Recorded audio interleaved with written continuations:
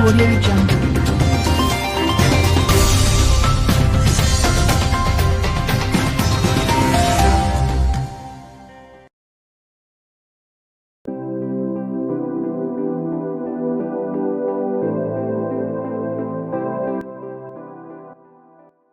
Hello there, welcome to today's editorial broadcast from Canada. My name is Sandra Asante. Today we are drawing content on UNHCR to hold sessions on Ethiopian conflict at EU request. So I'll take a short break. I'll be back soon. Stay tuned.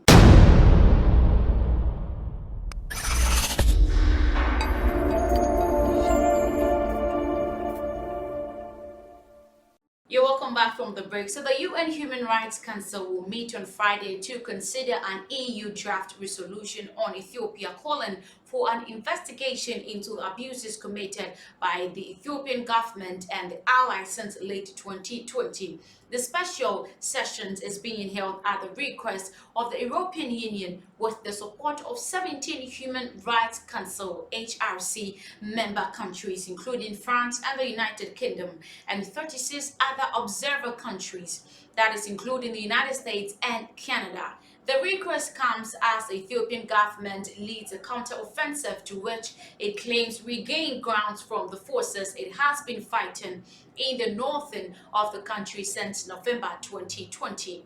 In light of the worsening situation, we believe that the international community have a moral obligation to try to prevent further atrocities and to ensure justice for the victims and survivors, said the EU's ambassador to the UN, Lotte Kunsen.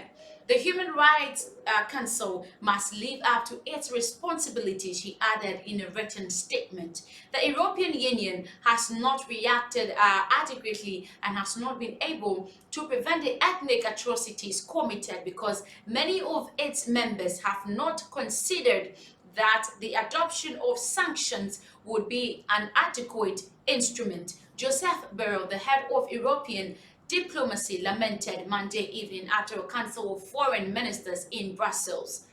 Unanimity is required for the adoption of European sanctions. Now, looking at the perplexing and the saddening part of the story, in a statement, the Ethiopian Foreign Ministry accused the country seeking the sessions of having political concentration. Ethiopian is once again perplexed and saddened by the unfortunate situation taking place in the council, it wrote. During the session, council members will consider a draft resolution from the EU, which the UN has released to the media. The text proposes to establish for a period of 1 year renewable an international commission of experts to investigate human rights violations committed by all parties to the conflict since November 2020.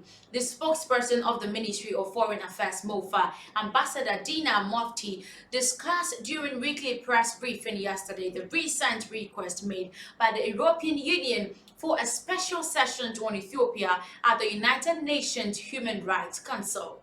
He said, despite the Ethiopian government's efforts to implement the recommendations that the joint investigation team set forth, Geneva's UN Rights Council meeting is a perplexing and astonishing situation, he added, among the 52 signatory countries to discuss. Ethiopia's issue, there isn't a single African country. It's clearly shows how Africa badly needs a permanent seat at the UNSC.